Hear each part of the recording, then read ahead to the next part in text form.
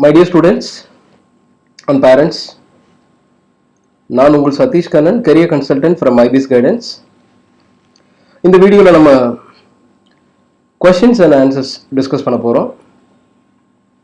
நிறைய பேர் questions post பண்ணியிருந்தீங்க அண்ட் சில பேர் ரொம்ப ஸ்பெசிஃபிக்காக கவுன்சிலிங்லாம் கேட்டிருந்தீங்க. ஐ திங்க் எல்லாருக்கும் இண்டிவிஜுவலாக பண்ணுறது டிஃபிகல்ட் கவுன்சிலிங். அப்போது காமனாக சில கொஷின்ஸ்க்கு காமனாக அட்ரஸ் பண்ணலான்னு இருக்கேன். ஸோ அதில் என்ன மாதிரியான கொஷின்ஸ் இப்போ பேரண்ட்குள்ளே, ஏன்னா I fully understand your present state of mind.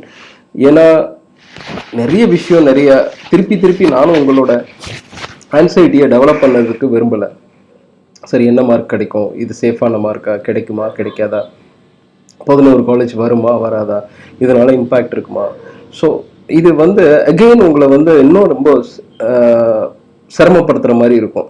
So you just wait for some time definitely. ஏன்னா இன்னைக்கு மினிஸ்ட்ரி ஆஃப் ஹெல்த் தமிழ்நாட்டில் சொல்லிட்டாங்க 18th கவுன்சிலிங் டேட்டு, அதாவது முதல் கட்ட கலந்தாய்வுக்கு உண்டான டேட்டை அனௌன்ஸ் பண்ணுவாங்க.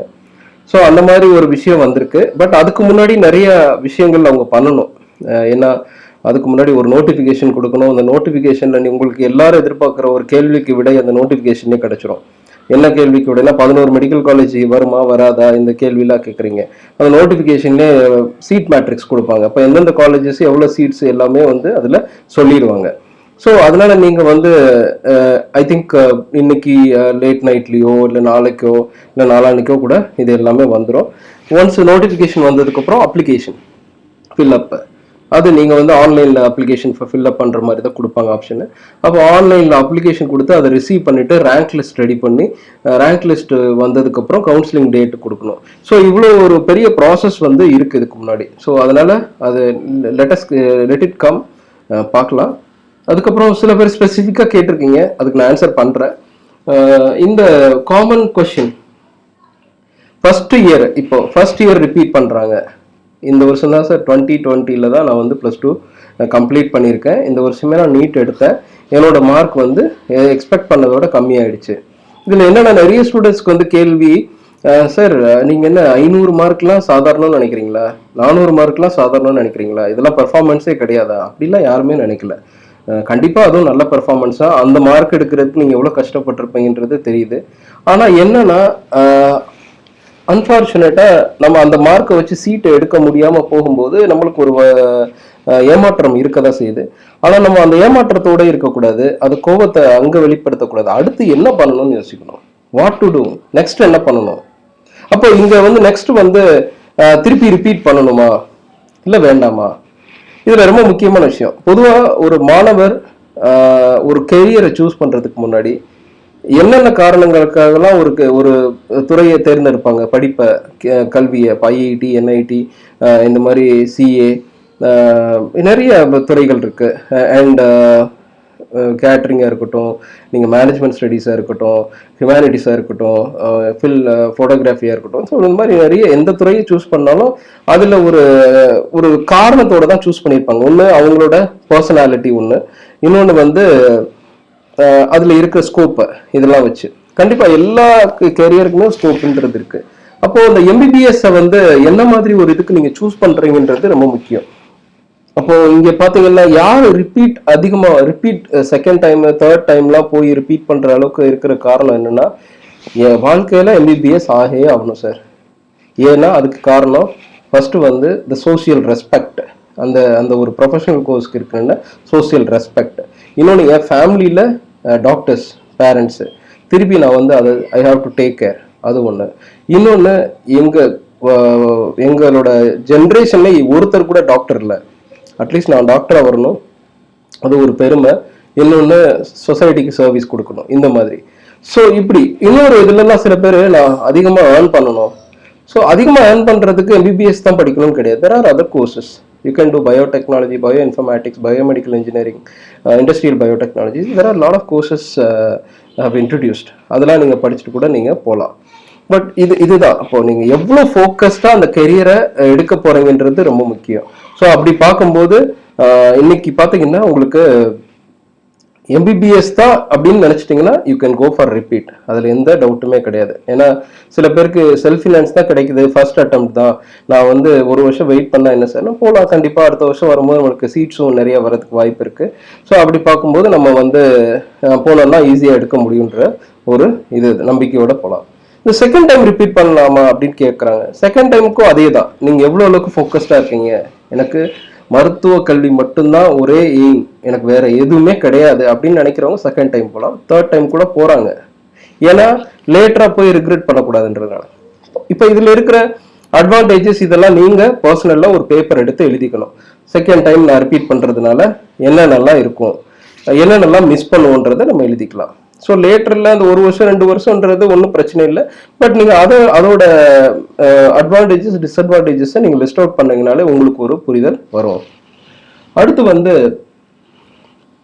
எம்பிபிஎஸ்ன்றது ஒரு பெரிய ஜேர்னி. எல்லாருமே எதிர்பார்க்கறது எம்பிபிஎஸ் முடிச்சுட்டா எம்டி பண்ணணும், எம்எஸ் பண்ணணும், சூப்பர் ஸ்பெஷாலிட்டி பண்ணணும், பண்ணிட்டு நம்ம போகணும், சர்ஜனாக போகணும், இல்லாட்டினா ஒரு கன்சல்டண்டாக போகணும், இப்படி தான் யோசிக்கிறாங்க.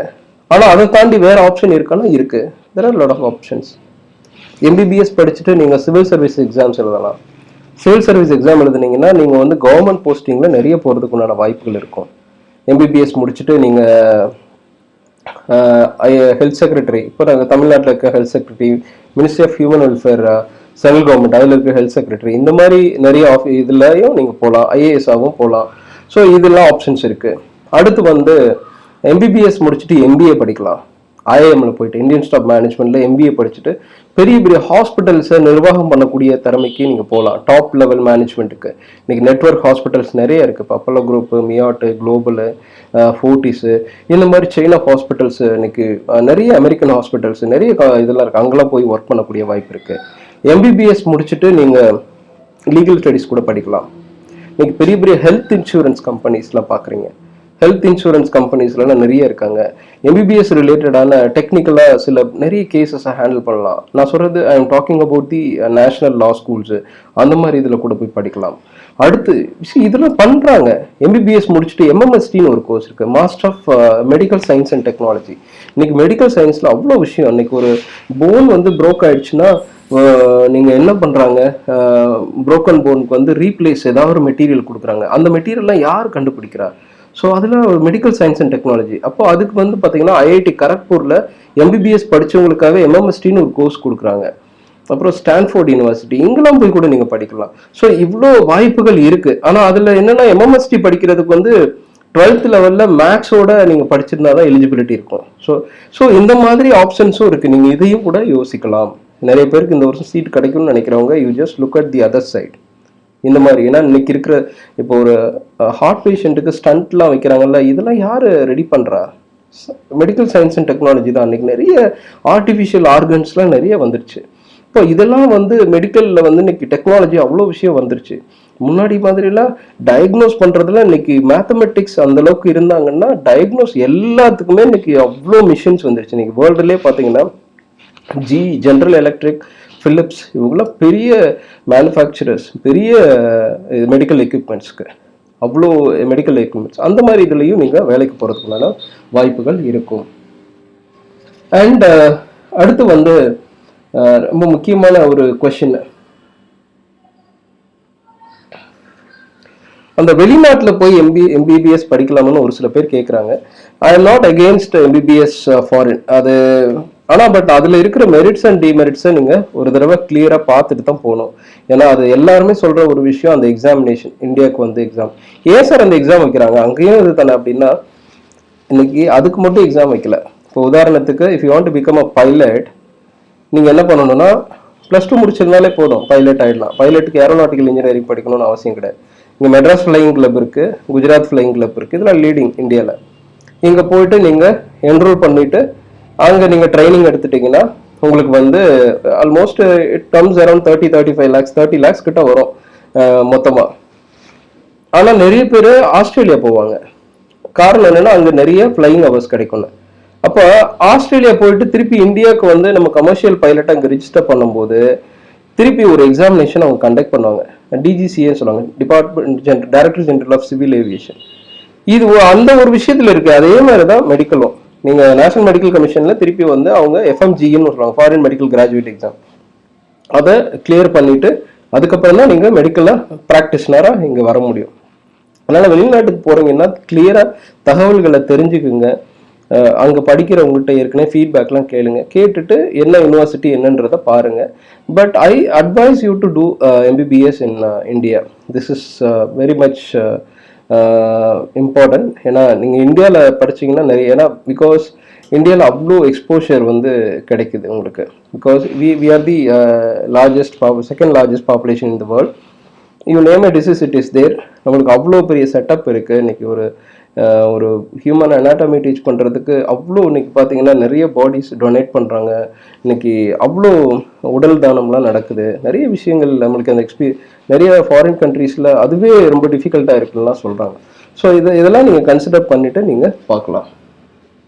அடுத்து வந்து சில பேர் கமெண்ட்ஸ் கொடுத்துருந்தாங்க, ஸோ கொஸ்டின்ஸும் கேட்டிருந்தாங்க வாட்ஸ்அப்பில். ஸோ அதை பற்றி கொஞ்சம் டிஸ்கஸ் பண்ணிடலாம்.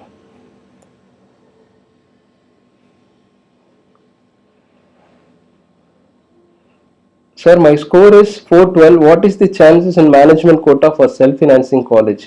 என்ன கேட்டகரி? டேனியல் ராஜ்குமார்னு கேட்டிருக்காரு. பட் என்ன கேட்டகரின்றதை மென்ஷன் பண்ணலை. கண்டிப்பாக ஒரு ஓசிபிசியாக இருந்தால் செல்ஃப் ஃபினான்சிங் காலேஜஸ்க்கெலாம் வாய்ப்பு கிடையாது. அடுத்து வந்து MBC 570 மார்க்குக்கு இது ஆக்சுவலாக ஒருத்தர் ரெக்வஸ்ட் பண்ணியிருக்காரு. ஐ திங்க் நான் என்னோட ப்ரீவியஸ் வீடியோவில் சொல்லியிருக்கேன், நம்ம யாரையுமே கட்டாயப்படுத்த முடியாது, நீங்கள் இதில் போய் அட்மிஷன் எடுங்க, இதில் எடுங்கன்னு. பட் அவர் ஒரு ரெக்வஸ்ட் எல்லா பேரண்ட்டுக்கும் கொடுத்துருக்காரு. அவரோட ரெக்வஸ்ட்டை நான் இங்கே இது பண்ணுறேன். MBC 570 மார்க்குக்கு மேலே எடுத்தவங்கள ஓப்பன் கேட்டகரியில் அப்ளை செய்ய உதவணும்னு கேட்டிருக்காரு. ஸோ இது வந்து கண்டிப்பாக நீங்கள் ஓப்பன் கேட்டகரியோட அவங்களையும் நீங்கள் கன்சிடர் பண்ணணும். ஏன்னா அவங்களுக்கும் யோசிச்சு பார்த்தீங்கன்னா ஒரு 100-200 சீட்டு தான் அவங்களுக்கும் கிடைக்குது. ஸோ அந்த மாதிரி ஒரு சுச்சுவேஷனும் இருக்குது. ஸோ இது கண்டிப்பாக அவங்க டிசைட் பண்ணுற ஒரு விஷயம்தான். அடுத்து வந்து I got 485 BC category, can I get self financing college, please reply. அதான் நான் சொன்னேன், நீங்கள் வந்து இப்போ இது வந்து ரொம்ப நம்மளுக்கு எக்ஸாக்டாக அந்த டைம்ஸ் ஆஃப் இந்தியாவோடது வந்ததுக்கப்புறம் நிறைய ஒரு இது இருந்தது. திருப்பி ஏன்னா எக்ஸாக்டாக நம்மளுக்கு ரேங்க் வராத வரைக்கும் நம்ம அதை பற்றி ரொம்ப டிஸ்கஸ் பண்ண வேண்டாம்.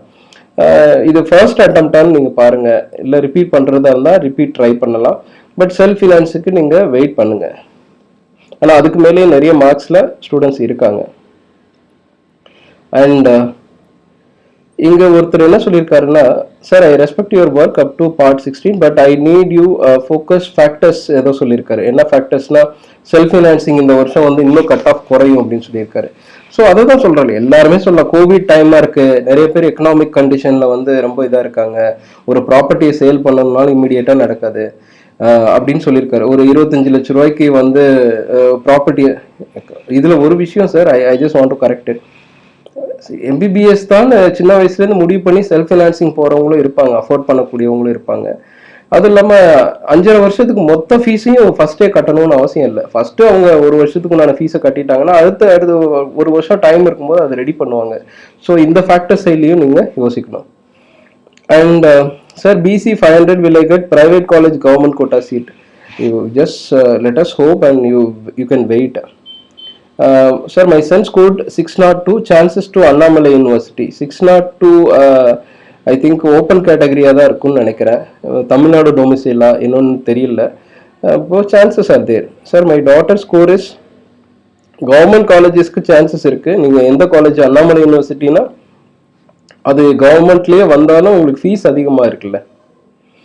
Sir my daughter score 548 MBC, which college can we expect? Again repeated question தான். நீங்கள் இப்போ காலேஜஸை பற்றிலாம் ரொம்ப யோசிக்க வேண்டாம். You will get a seat. My need score is 444 category SC. Is there any chance of medical seat? கிடைக்குங்க, கண்டிப்பாக கிடைக்கிறதுக்கு வாய்ப்பு இருக்குங்க. Right. And sir I am 584, I am BC. Will I get government seat? Please reply me sir. Really depressed. Sure, you will get a seat.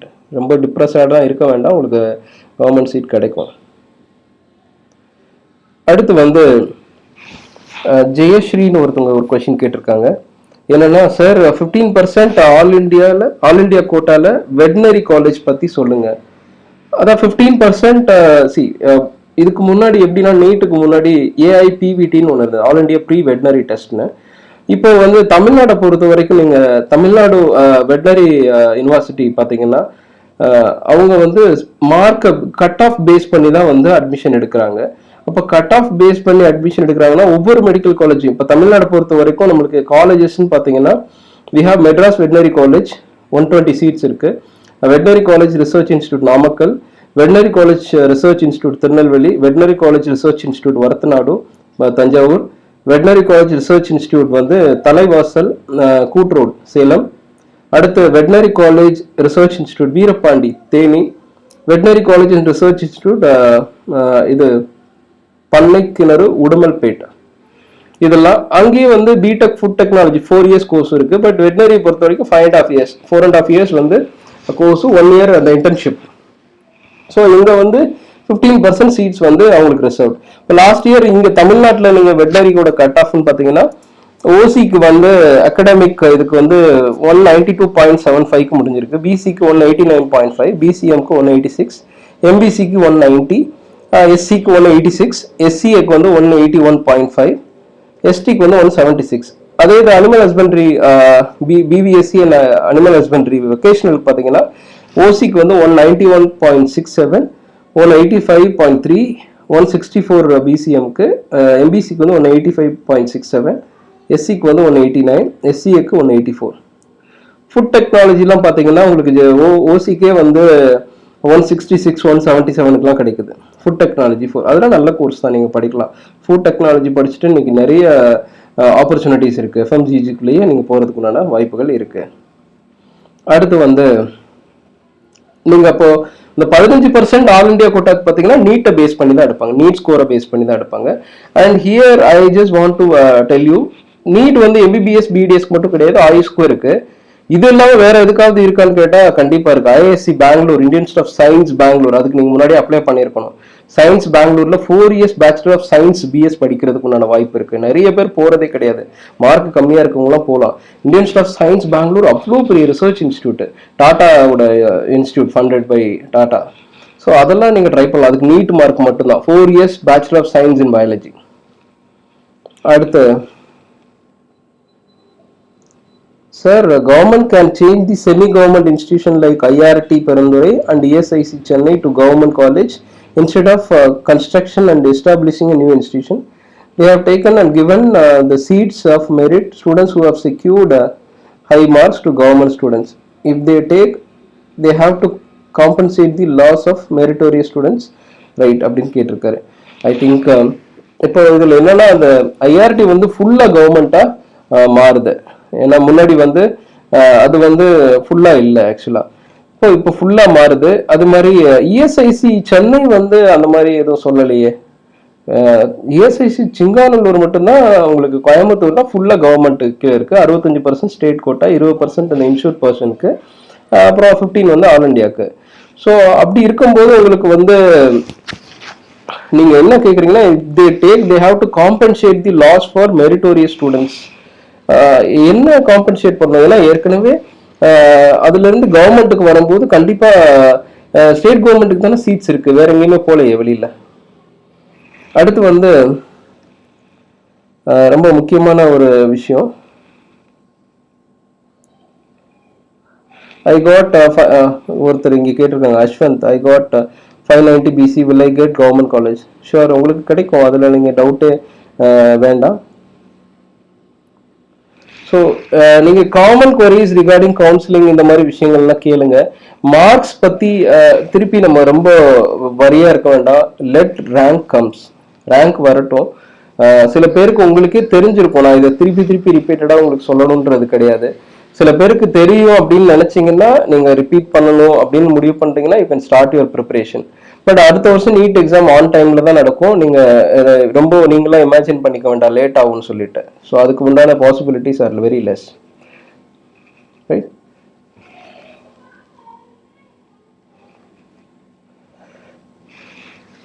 Thank you students. Thanks for watching.